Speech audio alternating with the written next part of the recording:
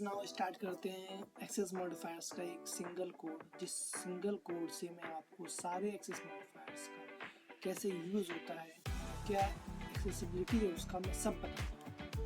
ठीक है, तो नॉर्मल इस कोड में मैंने क्या किया, एक नॉर्मल क्लास क्रिएट कर ली एक और एक चाइल्ड क्लास क्रिएट कर ली जो इस पेरेंट क्लास को इनहेरिट कर रही है। उसके अंदर एक मेथड क्रिएट कर दिया मैंने सो डाटा नाम का। फिर एक मेन क्लास क्रिएट करी मैंने, उसके अंदर एक स्टैटिक मेथड क्रिएट कर लिया मेन मेथड का। ठीक है, तो नाउ हम अब सारे जो मैंने एक्सेस मॉडिफायर्स जानते हैं अब उन सबको लाइन से लिखेंगे। तो सबसे पहले हम लिखते हैं पब्लिक। ओके, पब्लिक स्ट्रिंग ले लेते हैं। पब्लिक स्ट्रिंग यहाँ पे आप अभी बेसिकली पब्लिक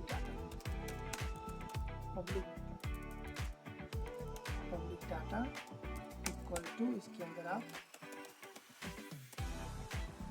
पब्लिक ही ले लेते हैं। ओके, नाउ ये हमारा हो गया एक, क्या मैंने क्या क्रिएट कर दिया, एक फील्ड क्रिएट करी पब्लिक।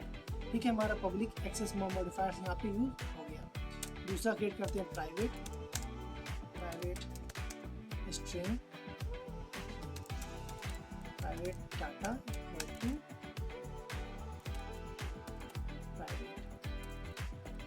ओके, ये हमारा प्राइवेट फील्ड क्रिएट हो गया। नाउ क्रिएट करते हैं प्रोटेक्टेड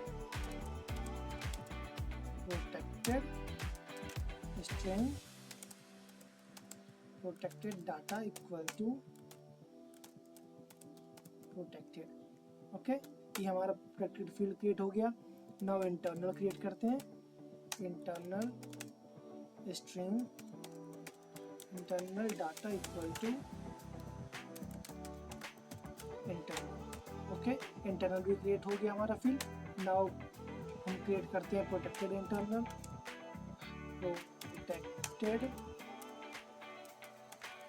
प्रोटेक्टेड इंटरनल स्ट्रिंग, यहाँ पे देते हैं protected internal data. Okay, now equal to आप दे दो प्रोटेक्टेड इंटरनल। हमारा प्रोटेक्टेड इंटरनल क्रिएट हो गया। अब नाउ क्रिएट करते हैं स्टैटिक